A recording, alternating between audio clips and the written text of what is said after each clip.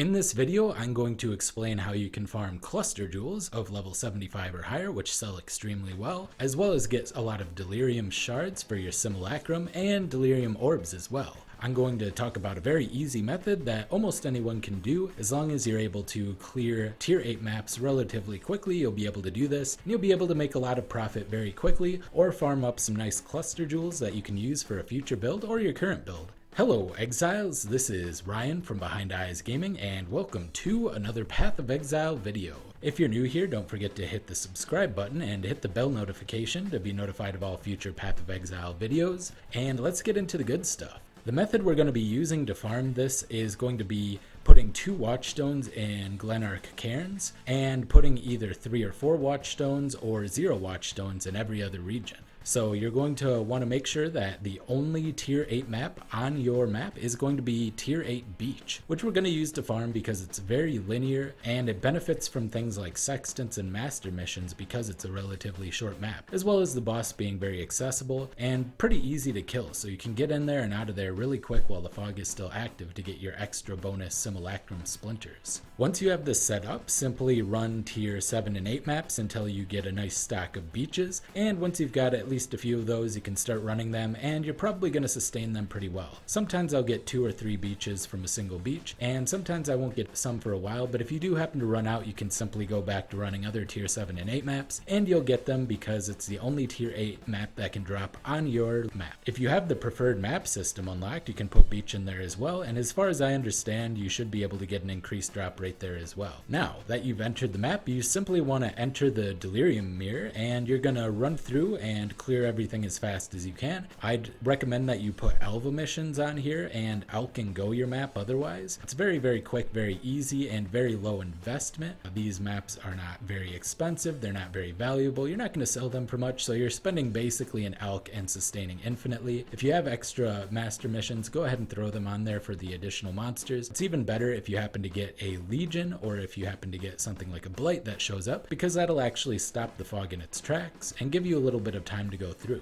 Very nice, and adds a lot of additional monsters that way. The incursions as well are going to generate a lot of additional monsters on the map. The downside being that the splinters will drop outside of the incursion afterwards instead of at the end of the map, so you'll have to go back and pick those up, or if you're fast enough you can just pick them up immediately. The boss, you want to rush straight to it, clear it very quickly, get out, and then finish up the rest of the map, staying ahead of the fog. And once you've done so, you should be able to get a very minimum of 4-2 reward structure. Very often you'll get 5-3-1, and occasionally, if you were pretty lucky, you'll get a 6-4-2 reward structure, which is a lot of rewards, and you'll be very happy with that result. Also, once you get your rewards, you'll get all of the Simulacrum splinters that would have dropped in the map, and that tends to be quite a lot, so you'll be able to pick those up and gather those up very rapidly through this method.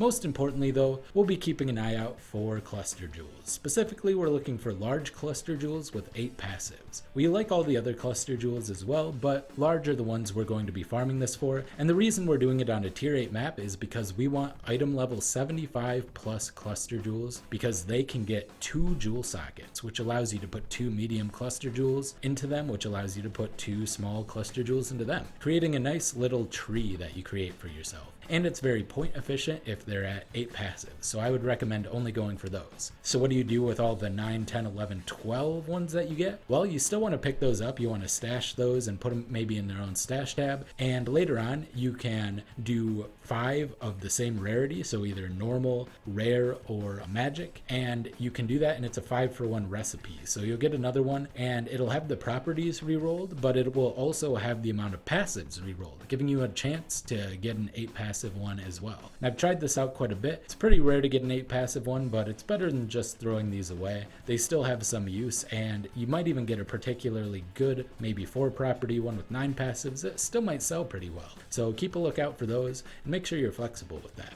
As far as setting up for these, I did mention that masters are great. You'll also potentially want to be using sextants. You can even use a Delirium Orb on the map in order to maintain the entire map as delirious. This will increase the amount of cluster jewels you get generally, but I think that it's probably better to keep your Delirium Orbs for later on. Other than sextants, you can also use chisels. In fact, the more you juice this up, the more you're going to spend, but the more cluster jewels you might get. So this is going to be a lot quicker if you're willing to put the investment in. You'll still get a lot of currency back.